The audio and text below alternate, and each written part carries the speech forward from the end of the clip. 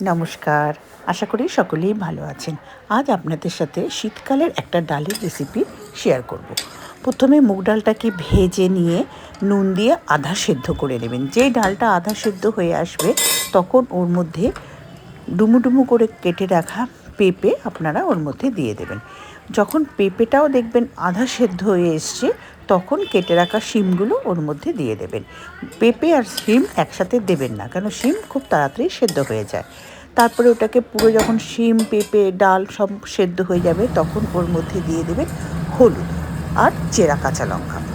চেরা কাঁচা লঙ্কা আর হলুদ দিয়ে একটু নাড়াচাড়া করে ডালটাকে ঢেলে রেখে দেবেন। আর লবণ তো আমি আগেই দিয়েছিলাম, তাই এখন এই সময় আমি আর লবণ দিলাম না। আপনারা চেক করে নিয়ে আবার লবণটা দেবেন। দিয়ে ডালটাকে একটি পাত্রে ঢেলে রেখে দিলাম। ঢেলে রাখার পরে তারপরে আমি কড়াইতে সর্ষের তেল দিয়ে ওর মধ্যে দিলাম কালো জিরে, সাদা জিরে আর দুটো শুকনো লঙ্কা। সর্ষে, কালো জিরে আর শুকনো লঙ্কাটা যখন ভাজা হয়ে আসবে, একটু পোড়া গন্ধ বেরোবে, তখন যে ডালটা আমি ঢেলে রেখেছিলাম ওই ডালটাকে আমি ওর মধ্যে ঢেলে দিলাম। ডালটা ঢেলে দেওয়ার পরে যে ডালটা ফুটে উঠলো ওর মধ্যে দিলাম আমি সামান্য পরিমাণ চিনি। চিনিটা আপনারা যারা পছন্দ করেন না তারা নাও দিতে পারেন, তবে দিলে একটু টেস্টটা ভালো লাগে।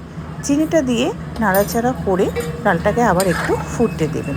এবার এই ডালটা আছে, কেউ একটু ঘন পছন্দ করেন, কেউ পাতলা, যে যেরকম খান সে সেরকম নামাবেন। তারপরে যে বাটিতে ডালটা ঢালবেন ওই বাটির মধ্যে বেশ কিছুটা ধনেপাতা কুচি করে ওর মধ্যে দিয়ে রান্না করা ডালটা ওর মধ্যে ঢেলে দেবেন। এইভাবেই আমার তৈরি হয়ে গেল পেঁপে শিম দিয়ে ভাজা মুগের ডাল ধনেপাতা দিয়ে। একবার সকলে ট্রাই করে দেখবেন, খেতে সত্যিই খুব ভালো হয়। আজকের মতন আসি, টাটা।